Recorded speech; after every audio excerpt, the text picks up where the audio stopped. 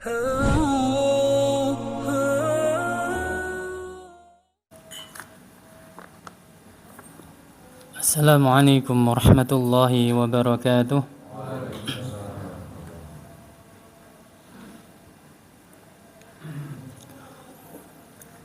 Innal hamdalillah nahmaduhu wa nasta'inuhu wa nastaghfiruhu wa natubu ilayh wa na'udzu billahi min shururi anfusina wa min sayyiati a'malina. May yahdihillahu fala mudilla lahu wa may yudlilhu fala hadiya lahu. Asyhadu an la ilaha illallah wahdahu la syarika lah wa asyhadu anna Muhammadan 'abduhu wa rasuluhu la nabiyya ba'dah. Allahumma salli wa sallim ala nabiyyina wa habibina Muhammad sallallahu alaihi wasallam wa ala alihi wa sahbihi wa tabi'ina wa man tabi'ahum bi ihsanin ila yaumiddin. Amma ba'd. Ma'asyiral muslimin wal muslimat rahimani wa rahimakumullah. Kita melanjutkan kajian kitab Al-Wajiz fi Fiqh Sunnah wal Kitabil Aziz.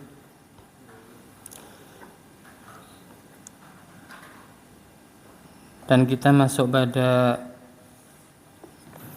pembahasan tentang fadlus sholati 'alal janazati wattiba'iha.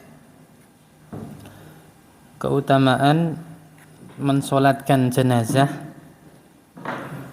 dan mengantarkannya.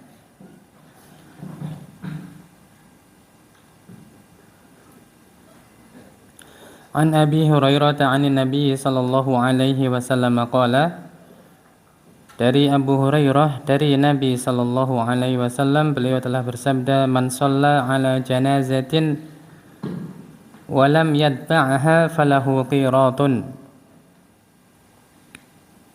Barang siapa yang mensolatkan jenazah tapi dia tidak mengantarkannya, maka baginya satu qirat.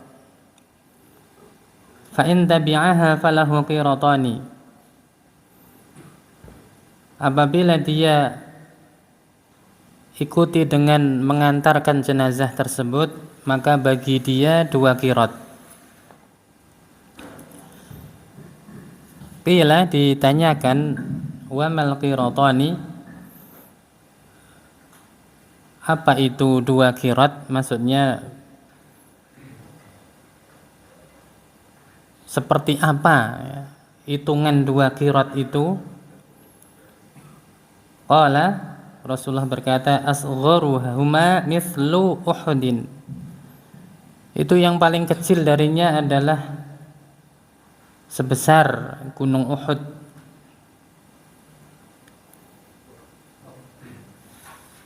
Hadis ini sahih riwayat Imam Muslim dan juga Ibnu Majah rahimahumallahu taala.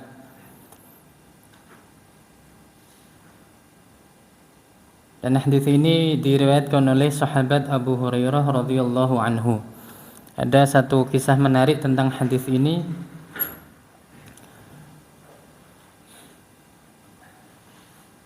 Mendengar Abu Hurairah berkata atau meriwayatkan hadis seperti ini, sahabat Ibnu Umar atau Abdullah bin Umar, beliau sempat tabayun kepada Ibunda Aisyah radhiyallahu anha. Karena sepengetahuan Ibnu Umar atau Abdullah bin Umar, yang mendapatkan pahala satu qirat itu hanya mensolatkan jenazah.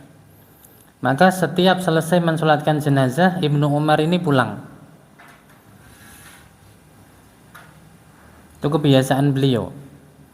Tapi mendengar Abu Hurairah mengatakan bahwasanya kalau dia sambung atau ikuti dengan mengantarkan jenazah tersebut sampai di pekuburannya, maka dia mendapatkan qiratani atau dua qirat. Ibnu Umar merasa takjub ya. Di sebagian riwayat beliau mengatakan Abu Hurairah telah melebihi riwayat kita. atau beliau menganggap itu sesuatu yang besar. Benar apa enggak ini? Bukan berarti sahabat Ibnu Umar meragukan kesiqahan, ya, keamanahan seorang Abu Hurairah radhiyallahu anhu. Tapi biasa mereka ini saling bertabayun. Bahkan ada satu riwayat dari seorang tabi'in yang bernama Abdurrahman bin Abi Layla. Beliau menemui 120 orang sahabat dan fatwanya sama. Jadi satu persatu sahabat Nabi tersebut didatangi. Tapi fatwanya sama, 120 orang. Maka Ibnu Umar ini ingin tabayun. Bukan berarti meragukan kesiqahan seorang sahabat Abu Hurairah radhiyallahu anhu.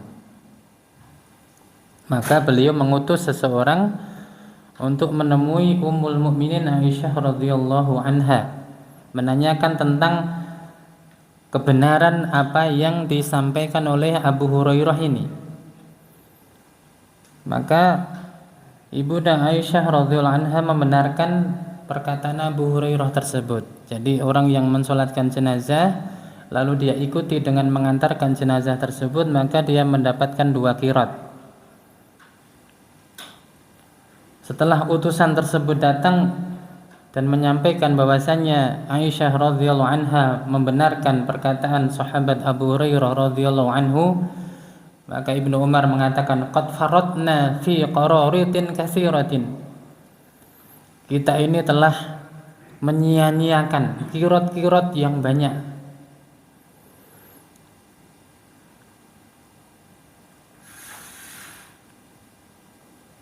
Jadi itulah kebiasaan yang terjadi di kalangan para sahabat. Mereka ini saling bertabayun. Karena mereka ini orang-orang yang paling pintar di dalam mengambil ibrah dari Al-Quran dan juga hadisnya Rasulullah Sallallahu Alaihi Wasallam. Sekali mereka ini diturunkan ayat tentang sesuatu, maka insya Allah mereka tidak akan mengulanginya sama sekali, termasuk masalah tabayyun. Karena di dalam surat Al-Hujurat Allah Subhanahu wa taala mengatakan, ya ayyuhalladzina amanu in ja'akum fasiqum binaba'in fatabayyanu. Jumhur ulama membacanya dengan fatabayyanu. Sebagian qurra atau ahli qiraah membacanya fatasabbatu.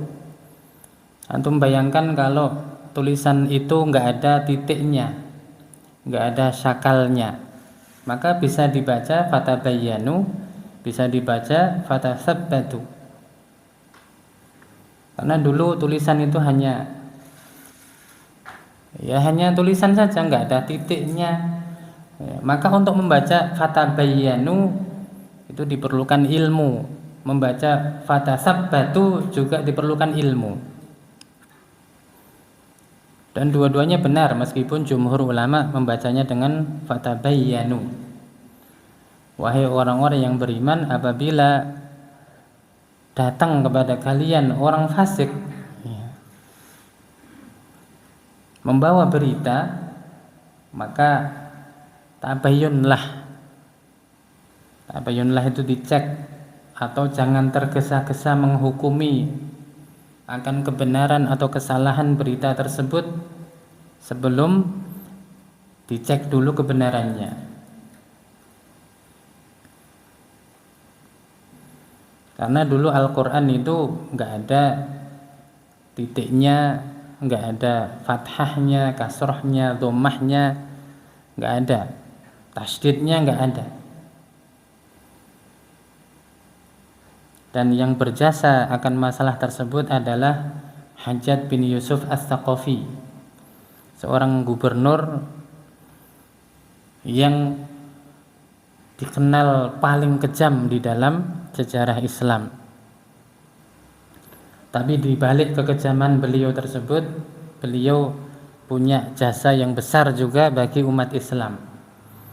Lah nanti bagaimana? Ya Allah yang akan menimbang amalnya dan Allah yang akan memutuskannya. Kalau Allah ingin mengampuninya, maka Allah akan ampuni. Kalau Allah ingin misalnya mengazab Hajjaj bin Yusuf As-Saqafi rahimahullahu taala, maka itu keadilan Allah Subhanahu wa taala. Karena memang sangat terkenal kekejaman beliau yang sangat luar biasa. Bahkan beliau pernah membunuh 120.000 kaum muslimin dengan cara dibiarkan tanpa makan, tanpa minum. Dikurung, dibiarkan tanpa makan, tanpa minum sampai mati. Dan itu yang dibunuh orang muslim, bukan orang kafir. Dan beliau juga sikapnya lancang kepada para sahabat Nabi yang masih hidup ketika itu. Dan beliau pernah membunuh 120 orang dengan tangannya sendiri. Tapi di balik itu ya, jadi para ulama itu ketika meriwayatkan biografi seseorang, mereka itu adil, insaf. Mereka ulama juga menyebutkan keutamaan beliau. Nah, ini yang jarang disebutkan. Di antara keutamaan beliau yang pertama, beliau ini sangat cinta kepada Al-Quran. Bahkan diriwayatkan beliau ini menghatamkan Al-Quran setiap 3 hari sekali. Bayangkan gubernur, pejabat pemerintah, kedudukannya lumayan tinggi, menghatamkan Al-Quran 3 hari sekali. Luar biasa itu ya. Mana ada sekarang buru-buru ngatamkan, baca aja mungkin enggak, atau mungkin malah nggak bisa baca ya. Itu luar biasa seperti itu. Yang kedua itu tadi, beliau memberi perintah untuk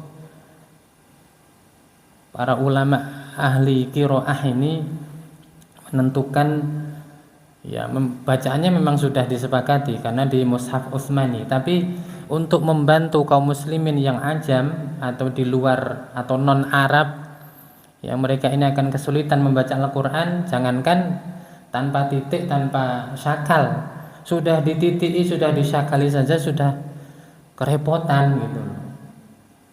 Apalagi nggak pakai itu, maka beliau perintahkan untuk memberikan tanda ya, tanda bacaan di dalam Al-Quran agar nggak gundul ya kan.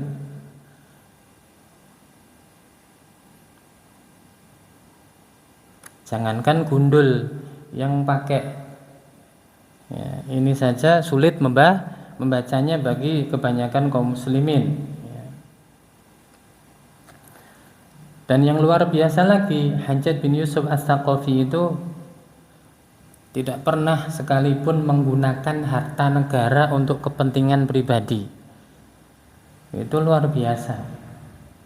Nggak pernah beliau menggunakan harta negara untuk kepentingan pribadi, nggak pernah. Bahkan beliau meninggal dalam keadaan miskin ya.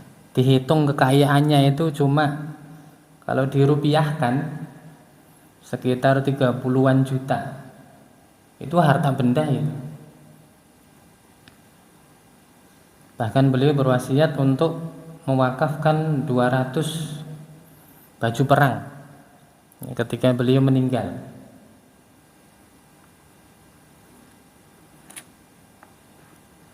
Itu beberapa keutamaan beliau rahimahullahu ta'ala. Kembali ke hadis ini tadi. Jadi itu yang dilakukan Ibnu Umar ketika mendengar perkataan sahabat Abu Hurairah yang meriwayatkan hadis dari Rasulullah SAW.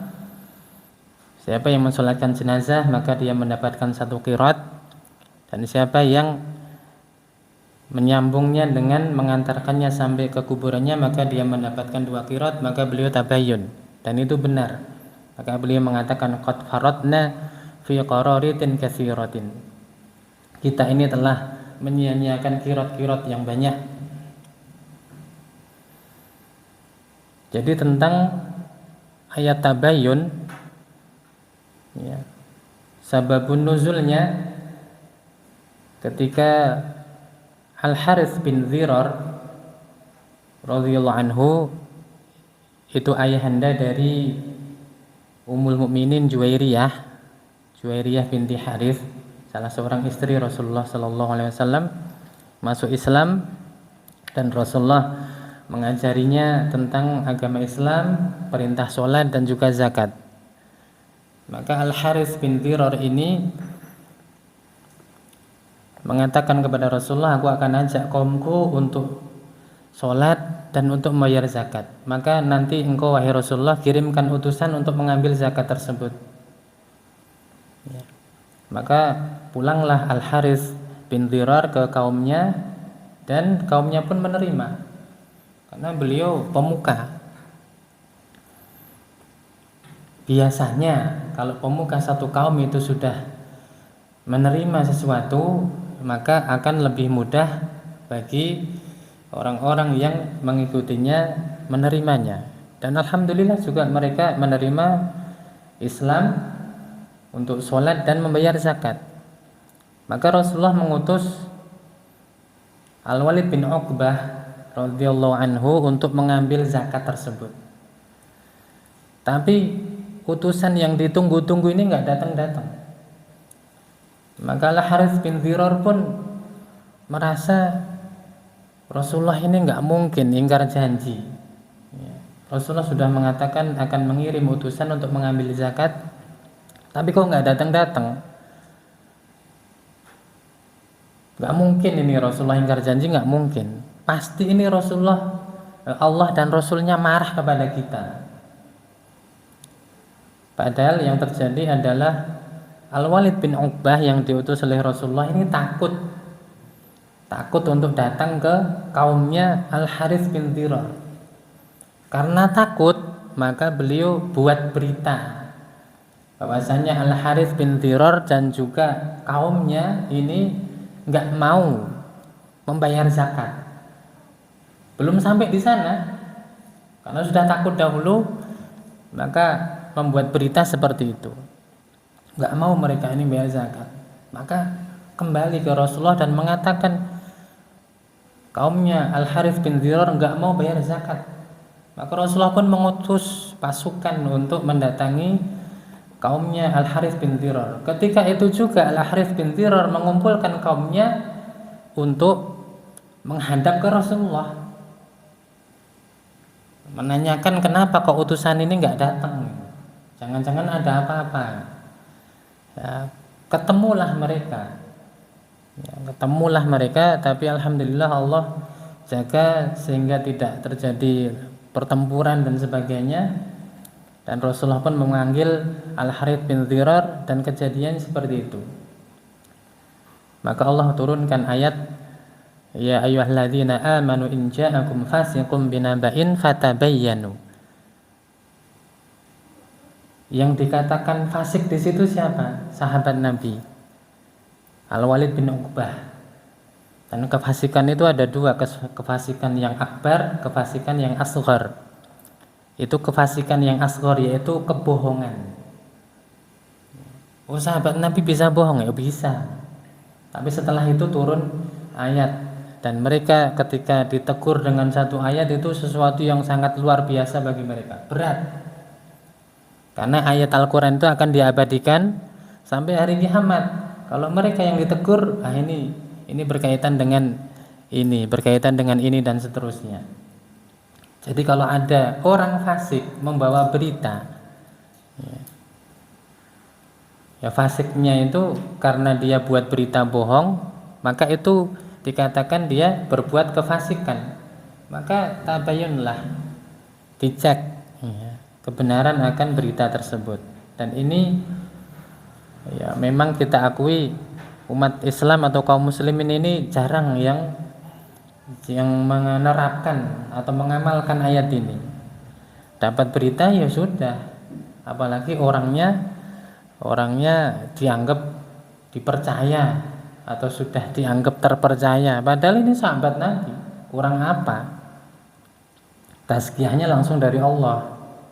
Ya, Allah mensucikan mereka, maksudnya memuji mereka, tapi nyatanya masih harus tabayun, apalagi selain pada sahabat Nabi.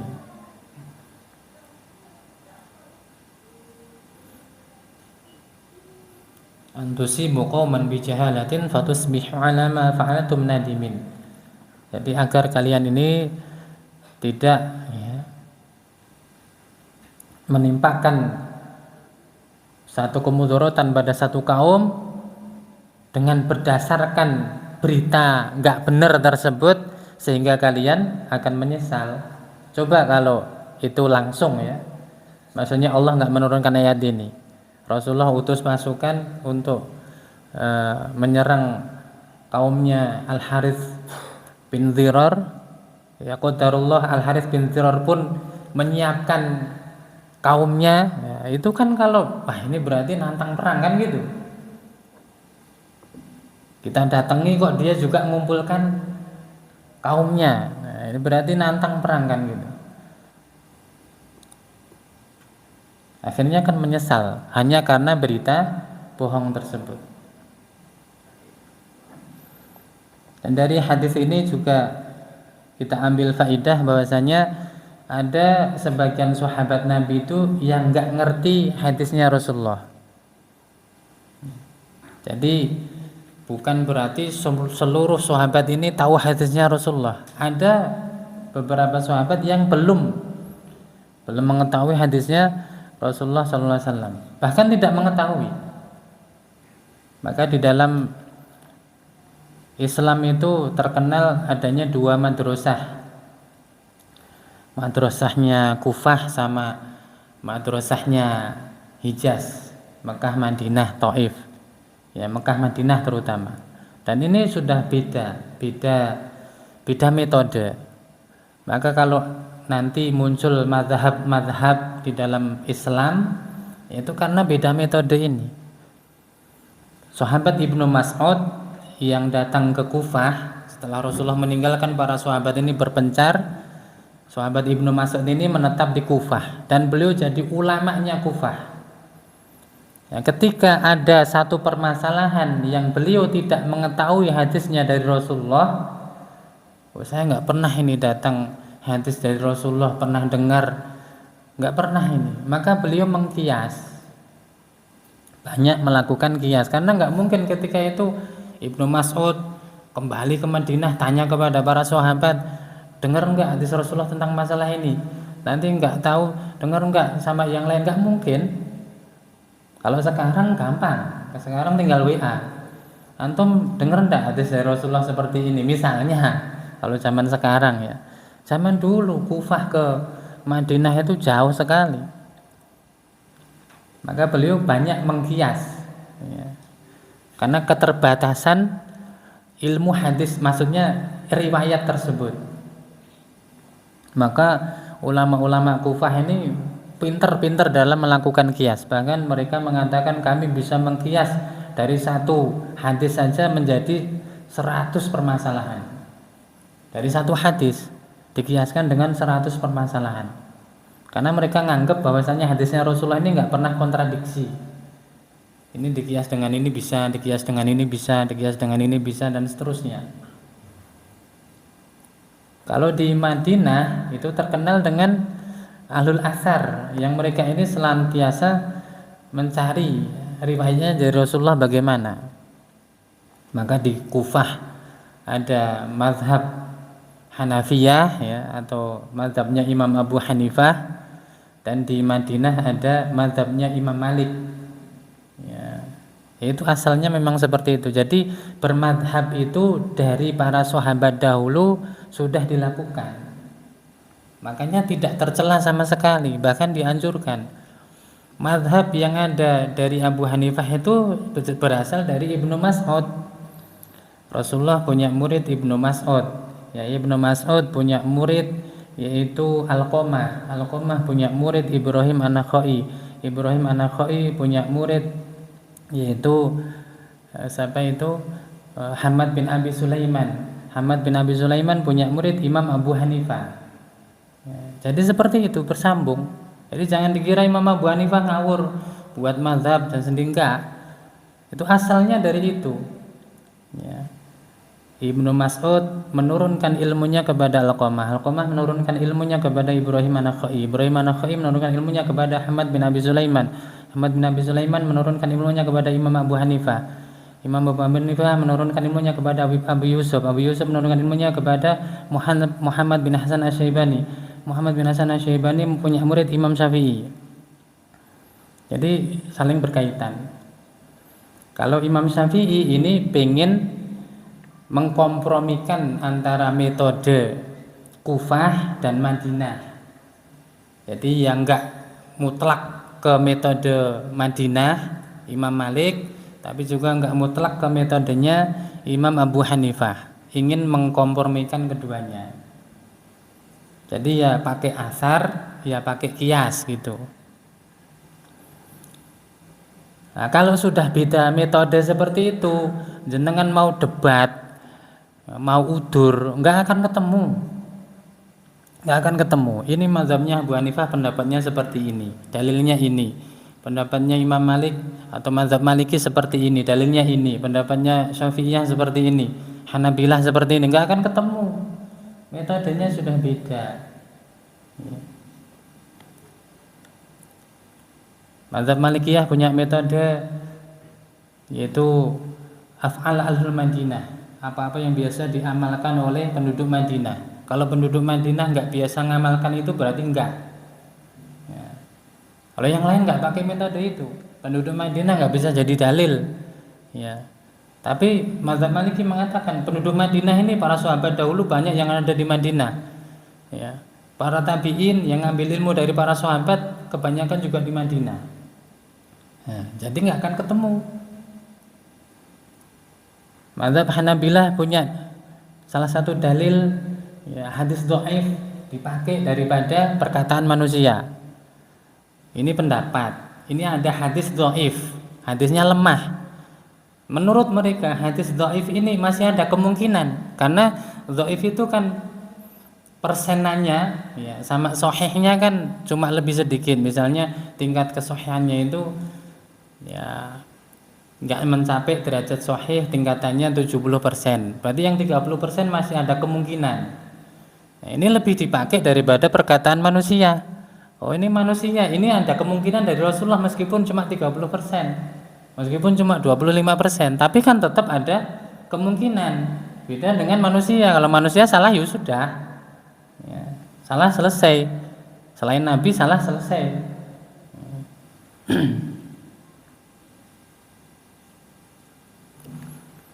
Dan juga dari hadis ini ada tingkatan yang paling afdol di dalam takziah, ya.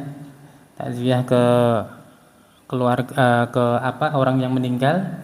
Tingkatan yang paling sempurna itu adalah mensolatkannya, kemudian mengantarkannya sampai ke kuburannya dan sampai selesai. Sampai selesai berdoa di situ, mendoakan ahli kubur, kemudian pulang. Itu tingkatan yang paling utama. Tingkatan yang kedua, mensolatkan, kemudian mengantarkan saja, sudah.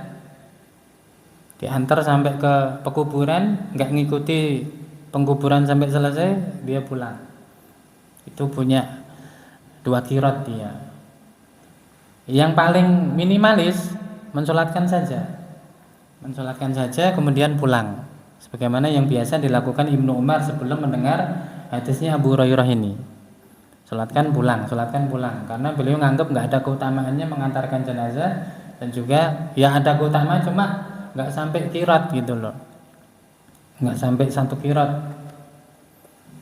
Itu tingkatannya. Kemudian para ulama ditanya bagaimana kalau dia nggak nyolatkan tapi mengantarkan sampai ke kuburannya, maka para ulama mengatakan dia nggak dapat 1 qirat pun. Dia dapat keutamaan, ya, keutamaan takziah, tapi nggak dapat pahala 1 qirat pun, karena dia ini rangkaian, ya, rangkaian dari mensolatkan dan mengantarkan. Kalau dia cuma mengantarkan saja, nggak mensolatkan, nggak dapat 1 qirat pun, nggak dapat. Kenapa di sini ada pertanyaan wamal qiratoni? Berapa itu satu qirot? Karena qirot itu ya mustarok, maksudnya ada beberapa makna. Di antaranya itu hitungan uang. Hitungan uang mungkin kalau dirupiahkan ya berapa, paling 2000 atau berapa lah ya. Ribuan lah, ribuan uang gitu. Apa segitu saja pahalanya kan gitu. Maka tanya kepada Rasulullah, maka Rasulullah mengatakan asgharuhuma mithlu Uhudin. Ya, itu yang paling kecil pahalanya dari dia itu segunung Uhud. Gunung Uhud panjangnya 7 kilo, tingginya sekitar 1 kilo lebih sedikit, lebarnya 3 kilo kurang sedikit. Ya, sebanyak itu. Dan itu kata para ulama itu takribul makna, pendekatan makna biar para sahabat ini mudah memahami. Karena pahala kan gaib kan, pahala itu ya Allah yang mengetahuinya. Tapi ya untuk mendekatkan makna, ya itulah segunung Uhud itu kira-kira. Jadi agar mereka bisa gampang memahaminya.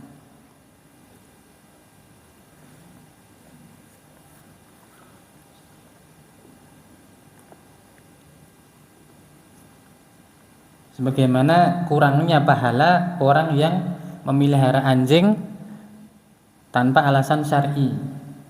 Orang yang memelihara anjing tanpa alasan syar'i, maka setiap hari pahalanya kurang 1 qirot. Emang pahalanya berapa sehari? Ya, udah nggak pernah cari pahala, melihara anjing di rumah tanpa alasan syar'i. Terus pahalanya habis nanti. Kalau habis gimana? Ya, 1 qirot sehari, 1 qirot, 1 qirot, 1 qirot. Ya, padahal pahalanya berapa dia? Ya, sedekah nggak pernah, sholat nggak pernah, puasa nggak, ya kan? Malah kalau perlu banyak maksiatnya, udah ditambah kurang terus pahalanya seperti itu, ya kasihan.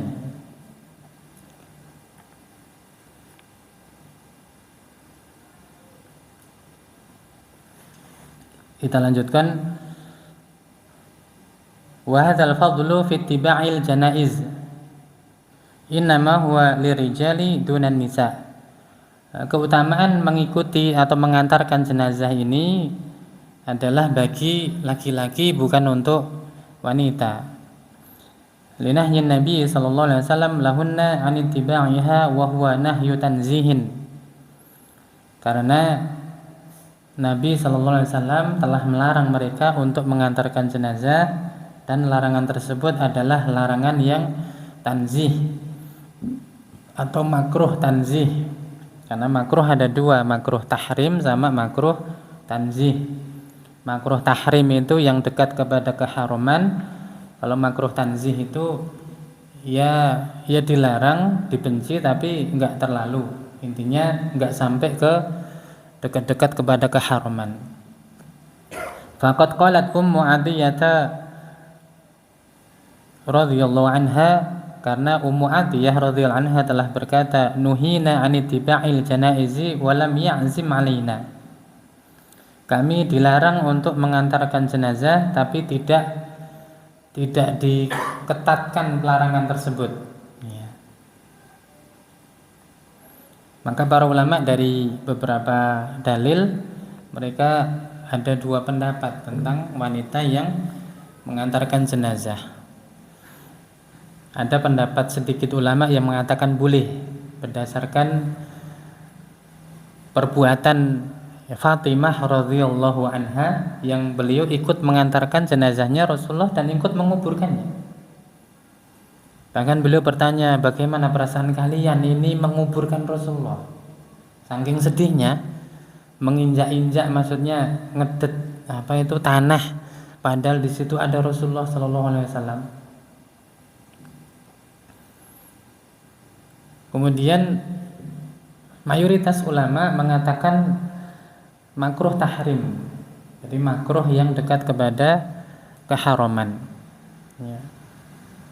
Karena tidak hanya dari larangan ini saja, tapi dari efek-efek yang lain. Misalnya akan menimbulkan fitnah dan seterusnya. Ya. Ya fitnahnya wujudnya apa? Ya fitnahnya macam-macam. Ya, namanya laki-laki banyak, ada wanita di situ, ya kan? Apalagi janda muda misalnya ini ya. Ya. Ini kan yang layak juga lirik juga kan. Wah, ini target ini kan. Misalnya misalnya ya. Ya kan seperti itu bisa. Ya. Baru nikah 1 bulan belum punya anak. Ya kan, apalagi belum pernah ketemu sama suaminya misalnya. Habis nikah ditinggal, merantau. Suaminya meninggal. Ya, masih muda banget. Ikut ngantarkan jenazah.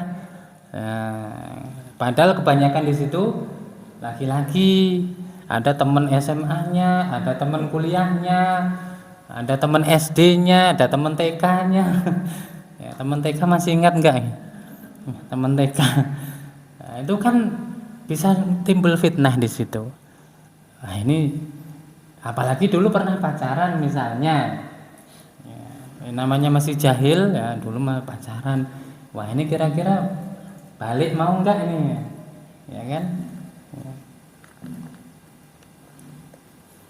Itu fitnah yang bisa ditimbulkan. Jadi itu yang dipakai oleh jumhur ulama. Jadi bukan hanya dalil saja, tapi ya pakai indikator-indikator pendalilan yang lain. Sebagian ulama mengatakan ya ini seperti ini makruh tanzih. Makruh tanzih. Karena pakai dalil ini tadi, kami dilarang untuk mengantarkan jenazah tapi tidak diketatkan bagi kami, tidak dilarang dengan sangat bagi kami. Dan istilah makruh tahrim, makruh tanzih itu pertama kali yang memunculkan adalah mazhab Hanafi. Itu pertama kali yang memunculkan. Jadi kalau makruh tahrim itu ada dalilnya yang melarang tapi enggak tegas. Enggak tegas. Ada larangan yang kuat tapi dalilnya sendiri enggak tegas melarang. Nanti munculnya makruh tahrim. Jadi makruh yang dekat kepada keharaman. Ya, kemudian ada makruh tanzih. Makruh tanzih itu yang menyelisih adab, yang enggak sopan dan seterusnya, itu makruh tanzih. Dan istilah itu diadopsi oleh mazhab yang lain. Makanya kalau ada orang fanatik pada satu mazhab tertentu juga enggak benar. Karena istilah saja adopsian gitu loh. Ya, ini ngadopsi istilahnya ini ngadopsi istilahnya ini. Ya, itu mau kenceng-kenceng kan enggak bisa. Nanti kalau dijawab ente itu ya, ada istilah seperti itu kan ngambil dari kita misalnya gitu. Wala yajuzu an tutba'al janaizu bima yukhalifu syari'ah. Dan juga tidak boleh mengantarkan jenazah dengan apa-apa yang menyelisih syariat. Faqad ja'an nasu fiha ala amrayni. Telah datang nas yang melarangnya pada 2 perkara. Yang pertama raf'is sauti bil bukai, mengeraskan suara dan diiringi tangisan. Jadi ngikuti atau ngantarkan jenazah sambil teriak-teriak. Ya. Sambil nangis, sambil teriak-teriak, nanti saya ikut siapa, anak-anak gimana, macam-macam. Ya. Terus saya makan apa? Ya makannya apa? Kalau makannya nasi ya makan nasi. Kalau makannya rumput ya tinggal ngarit kan gitu. Kok makan bingung. Ya. Karena ada yang seperti itu. Pak nanti anak-anak biye kan gitu kan. Aku melu sopo.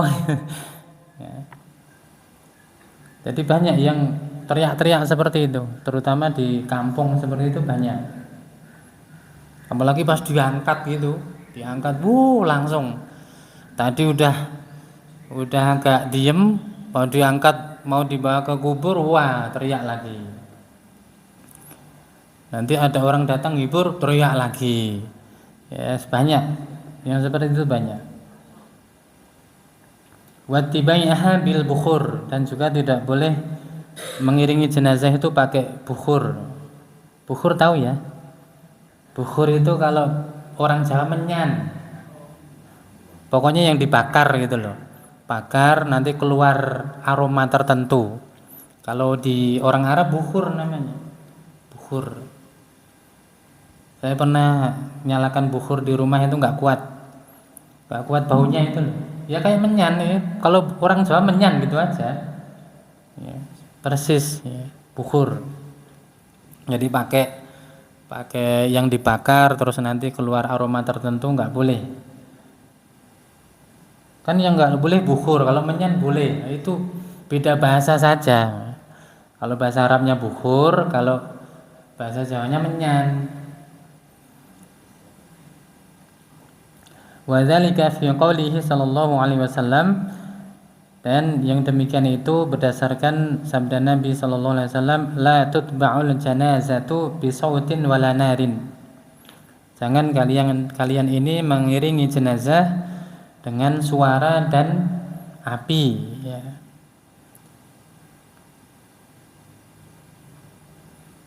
Ini nanti ngomong itu kan bara bukan api, sama saja.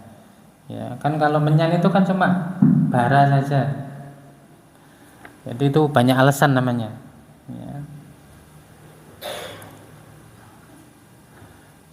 Tapi kalau di kebanyakan masyarakat kita itu ngiringi jenazah sambil ngobrol ngalor ngidul cekakaan, bahkan di kuburnya juga seperti itu.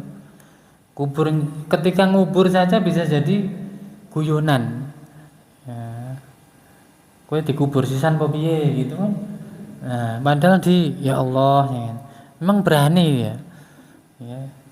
Kita kalau membayangkan kita ngadiri penguburan, Masya Allah ya, kalau saya yang dikubur gimana gitu. Belum siap ya, karena dosanya masih besar, pahalanya baru sedikit ya, kok itu malah pakai guyonan joroke gitu, kubur sisan gitu ya. Subhanallah ya. Bayangkan di situ dikubur gelap, nggak ada temennya ya, temennya cuma amal kita masing-masing.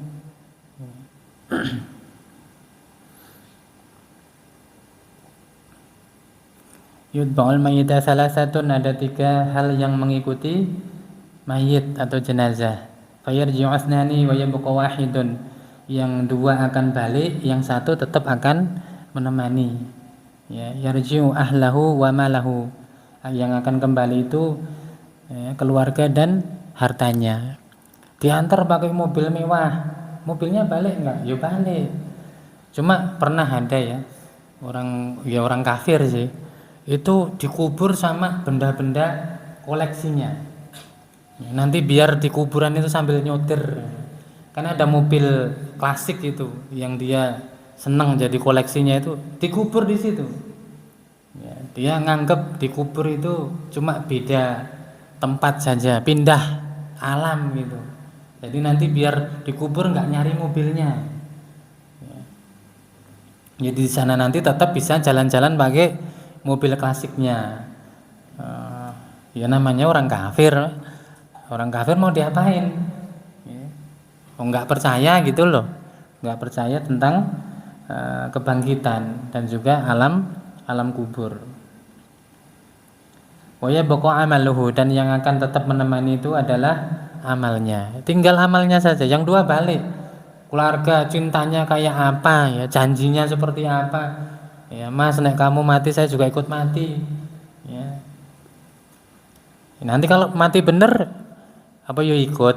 Ya kan enggak. Ya.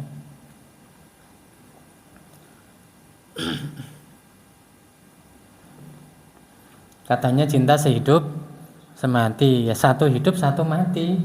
Ya, 1 mati 1 masih hidup, ya sudah menjalani kehidupan yang tersisa.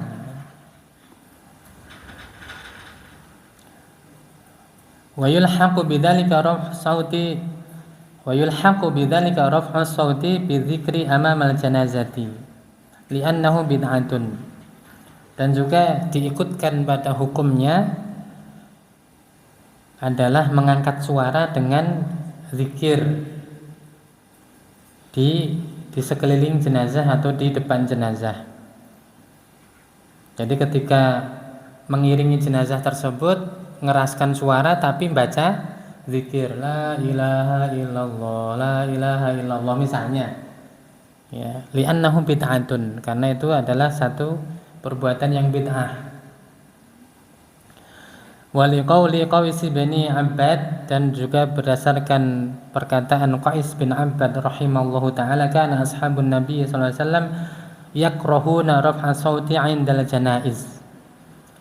Dahulu para sahabat Nabi sallallahu alaihi wasallam membenci mengeraskan suara ketika mengikuti jenazah. Wali annaha fihi tashabbuhan bin nasara fa innahum yarfa'una aswatahum bi syai'in min anajilihim wa adkarihim ma'a tamtiti wa talhini wa tahzin. Dan yang seperti itu karena menyerupai orang-orang Nasoro, ya, menyerupai orang-orang Nasoro.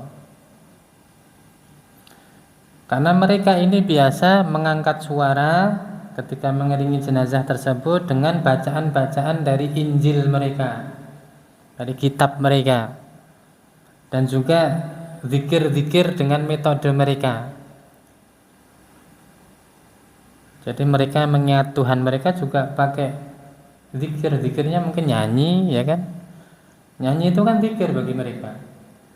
Orang-orang Islam juga ikut-ikutan, zikirnya dinyanyikan kan gitu.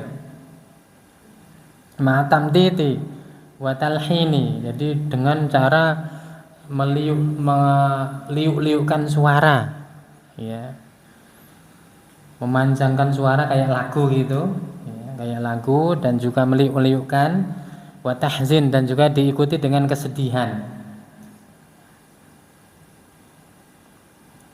Wa aqbahu min dzalika tashyi'uha bil 'azfi 'ala al-alatil musiqiyati amamaha 'azfan khazinan. Dan yang paling buruk darinya adalah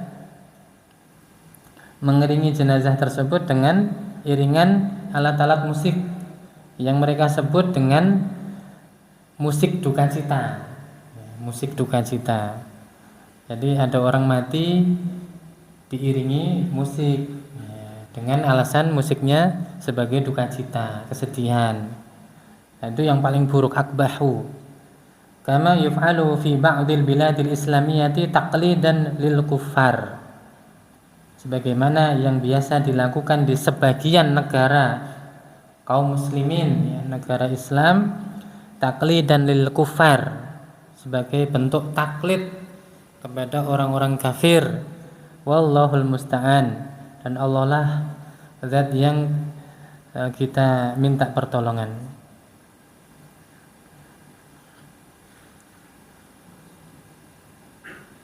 Jadi itu alasannya, ya, tidak boleh mengeraskan meskipun itu zikir di sisi mayit, ya, mengiringi jenazah tersebut dengan zikir-zikir yang keras. Karena yang pertama, para sahabat dahulu membenci yang seperti itu. Yang kedua, itu menyerupai orang-orang ahlul kitab, yaitu orang-orang Nasrani.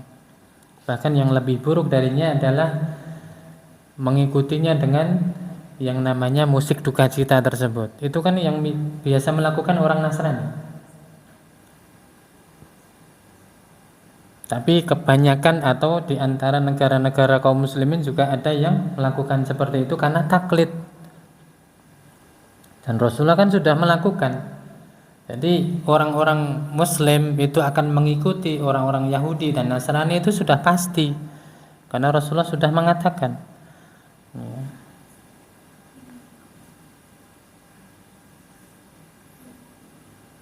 La tattabi'unna sananal ladzina man kana qablakum shibran bi shibrin wa dhira'an bi dhira'in hatta law dukhra juhra dhabbin law dakhala juhra dhabbin lattaba'tumuhum. Jadi sungguh la tattabi'unna, ya, pakai lam pendek, pakai nun tasydid. Jadi sungguh benar-benar kalian ini akan mengikuti orang-orang sebelum kalian. Maka di akhir hadis itu para sahabat bertanya, Yahudi wan Nasara, apakah orang-orang sebelum kita itu yang dimaksud Yahudi dan Nasrani? Rasulullah mengatakan, faman, siapa lagi kalau bukan mereka? Jadi kalian ini pasti akan mengikuti model-model, metode-metode, tata cara, kebiasaan yang dilakukan oleh orang-orang Yahudi dan Nasrani. Shibron bi shibrin, ya, wa dhira'an bi dhira'in, sedikit demi sedikit tambah-tambah terus. Shibron itu kan sejengkal. Sejengkal ikut. Sedira itu dari ujung jari sampai siku, ya. Nah, tambah lagi pengikutannya lebih besar lagi. Tadi cuma sejengkal, tambah sedira. Ya. Hatta lau dakhalu juhra dhabbin, sampai jika mereka ini masuk ke lubang dhab. Dhab itu bukan biawak, ya. Dhab itu bukan biawak, tapi biawak itu bahasa Arabnya warol. Dhab itu kadal yang biasa hidup di padang pasir, kecil, agak gemuk-gemuk gitu, ya, ipel-ipel gitu, ya, karena berlemak. Terus makannya itu juga daun-daunan, makannya daun-daunan. Kalau diartikan sebagai biawak, jauh sekali, jauh, ya. Bahasa Arabnya sudah beda, habitatnya beda, jenisnya beda, ya. Nah, itu seperti iguana atau kadal itu. Jadi sampai mereka itu masuk ke lubang dhab, kalian tetap akan mengikutinya. Kenapa kok yang dipakai perumpamaan Rasulullah ini lubang biawak, lubang dhab, ya, sarangnya dhab, karena sarang dhab itu muter-muter, rumit. Jadi kalau jenengan gali itu sarang dhab itu, nggak akan ketemu. Masuknya lewat mana, keluarnya mana. Jadi nanti ketemu gini tapi bukan jalan keluar. Nanti sana muter-muter lagi, ketemu sini lagi, tapi bukan jalan keluarnya. Jadi bulat-bulat gitu. Jadi tata cara beragamanya orang Yahudi Nasrani itu ruwet. Kenapa kalian ikuti gitu loh? Padahal Islam itu ad-dinu yusrun wala tu'asiru. Agama Islam itu mudah, jangan dipersulit. Ya, jenengan kalau jujur aja lah, lihat beberapa tata cara yang ikut dengan tata caranya orang Yahudi dan Nasrani, ruwet, harus pakai ini, pakai itu, pakai ini, macam-macam. Ya, padahal Islam enggak seperti itu, sederhana saja. Itulah kenapa yang dipakai perumpamaan itu lubang dhab itu ruwet itu. Nah, kalau sarang hewan lain ya sudah, jenengan gali ketemu, ya kan? Atau kalau gangsir ya tinggal masukin air terus gitu, nanti keluar ya. Karena ya cuma gitu aja. Tapi kalau dhab ini muter-muter, nggak karu-karuan, ya. Jadi bisa masuknya lewat situ, nanti ada lubang keluarnya itu banyak, ya. Nanti masih ketemu di situ, pokoknya muter-muter dia, ruwet. Ya. Jadi Rasulullah enggak perumpamaannya sarang hewan lain, enggak, karena hewan lain gampang, ya, gampang masuk situ, keluar juga lewat situ. Kalau untuk ini ya itu menunjukkan bahwa syariatnya orang-orang Yahudi Nasrani itu ruwet, tapi nyatanya kalian tetap akan mengikutinya.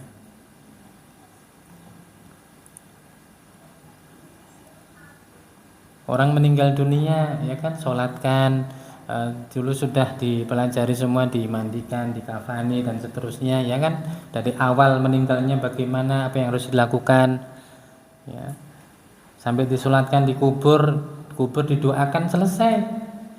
Ya. Ini pakai ngundang orkes, ya kan, ngundang orkes, nanti pakai sound systemnya kalau jelek kan ya orkesnya jelek kok. Jenengan itu kalau ngundang boho grup band papan atas toh, apa papan bawah, apa papan tengah toh. Kalau sound systemnya jelek ya jelek. Mau pakai alat sing, ya, misalnya gitarnya harganya ya 50 juta atau 100 juta, soundnya jelek ya jelek kok. Ya. Nanti undang sound yang bagus, soundnya bagus ya harus keras. Kalau nggak keras nanti nggak bagus. Ya, ngundang orkesnya banyak, ini yang main gitar, ini yang main piano, ini yang pegang bass, ini pegang opo, macam-macam, ruwet, ya kan. Nyatanya banyak dari negara kaum muslimin yang ikut-ikutan seperti itu, seperti yang disebutkan oleh beliau Syekh Abdul Azim Badawi, dan beliau di Mesir ya. Ini fi ba'dil biladil islamiyati taqlidan lil kuffar. Ya, di sebagian negara kaum muslimin yang taklid kepada orang-orang kafir. Itulah yang membuat lemahnya kaum muslimin, salah satunya yaitu ya, kalau mereka sudah enggak yakin, enggak marem dengan agamanya, akhirnya adopsi dari metode-metode tata cara agama lain, ya sudah. Wong sama agamanya sendiri enggak marem kok. Ya. Maremnya kalau dicampur gitu loh. Maka doanya doa bersama. Ngundang dari Islam diundang. Nanti dari Kristen ada 2 diundang semua. Hindu, Buddha, kepercayaan, kejawen apa, undang semua, doa bersama. Nanti yang dikabulkan Allah yang mana? Itu kan berarti orang nggak yakin sama doanya sendiri. Ya.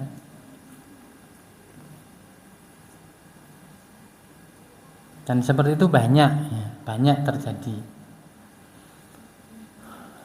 Mungkin demikian yang bisa saya sampaikan. Allahu ta'ala alam bisawab. Wassallallahu ala nabiyyina Muhammad wa akhiru da'wana alhamdulillahi rabbil alamin. Subhanakallahumma bihamdika asyhadu an la ilaha illa anta astaghfiruka wa atubu ilaik.